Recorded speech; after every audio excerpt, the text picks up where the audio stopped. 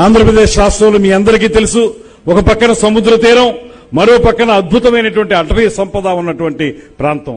ఈ ప్రాంతంలో ఎక్కువ టూరిజంని డెవలప్ చేయాలనేటువంటి ఆలోచనతోటి ముఖ్యమంత్రి గారు గాని ఉప ముఖ్యమంత్రి గారు గాని చేస్తున్నటువంటి ప్రయత్నం ఖచ్చితంగా మీ అందరికీ అనేక అవకాశాలను ఇస్తుందనేటువంటి విషయాన్ని తెలియజేస్తూ ఇవాళ ఒక 6 స్తంభాల మీద పర్యాటక రంగం నిలబడి ఉంది ఆంధ్రప్రదేశ్ లో.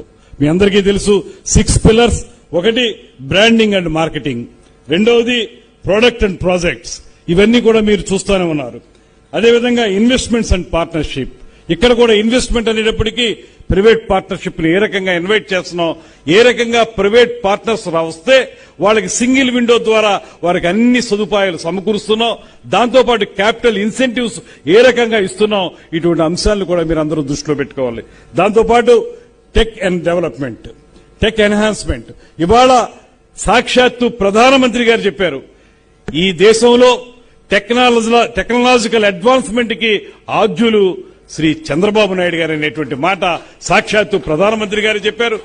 రాష్ట్రంలో ఏ రాష్ట్ర ముఖ్యమంత్రి మాట్లాడక ముందే ఆర్టిఫిషియల్ ఇంటెలిజెన్స్ గురించి కానీ, డీప్ టెక్ గురించి కానీ, క్వాంటమ్ కంప్యూటింగ్ గురించి కానీ మాట్లాడినటువంటి మొట్టమొదటి ముఖ్యమంత్రి చంద్రబాబు నాయుడు గారు అనేటువంటి మాటను కూడా ఈ సందర్భంగా మనవి చేస్తున్నాను.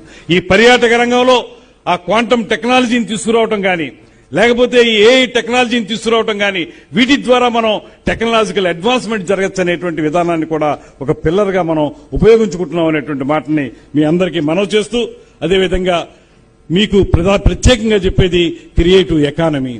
ఇవాళ సృజనాత్మకతకి మనం ఎక్కువ పెద్దపీట వేస్తా ఉన్నాం. ఆ సృజనాత్మకతతోటి ఎకానమీని డెవలప్ చేయొచ్చు. కేవలం డబ్బు ఉండాలనేటువంటి మాట కాదు ముఖ్యమంత్రి గారు చెప్పే మాట, పదే పదే ఒకటే, డబ్బు ఉండాలి, డబ్బు కావాలనేటువంటి మాట కాదు, మీ క్రియేటివిటీని ఉపయోగించండి, క్రియేటివిటీ ద్వారా అనేక అవకాశాలను మనం అందిపుచ్చుకోవచ్చు అనేటువంటి మాట వారు ఏదైతే చెప్తున్నారో ఆ క్రియేటివ్ ఎకానమీ కూడా ఒక పిల్లర్ గా ఉంది. అదేవిధంగా ఫైనల్ గా కెపాసిటీ బిల్డింగ్.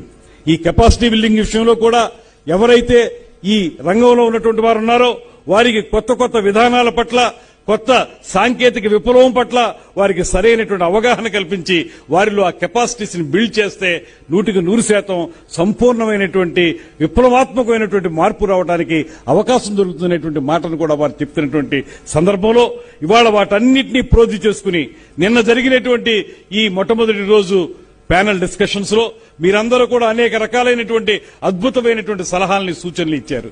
వాటన్నిటినీ ఒక్కొక్కటిగా అమలు చేయడానికి, ఈ అమలు చేసేటువంటి క్రమంలో ఒక పక్కన కేంద్ర ప్రభుత్వంతో సహకారాన్ని పొందుతూ, మరో పక్కన ప్రైవేట్ పార్ట్నర్స్ అయినటువంటి మీ అందరితో కూడా సహకారం తీసుకుంటూ ఆంధ్రప్రదేశ్ రాష్ట్రాన్ని స్వర్ణాంధ్ర 2047 దిశగా తీసుకువెళ్ళటానికి ముఖ్యమంత్రి గారి నాయకత్వంలో పర్యాటక రంగాన్ని 18 నుంచి 20% వరకు పెంచడానికి, అదేవిధంగా ఎంప్లాయ్మెంట్ జనరేషన్ చేయడానికి ఆంధ్రప్రదేశ్ రాష్ట్ర పర్యాటక శాఖ సంపూర్ణంగా అంకితమై ఉందనేటువంటి మాటని మరొకమారు తెలియజేస్తూ, మీరందరూ రండి, పెట్టుబడులు పెట్టండి, మీకు పూర్తిగా స్వేచ్ఛాయుత వాతావరణంలో మీ కార్యక్రమాలు మీరు చేసుకునేటువంటి అవకాశాన్ని ఈ ప్రభుత్వం కల్పిస్తుంది.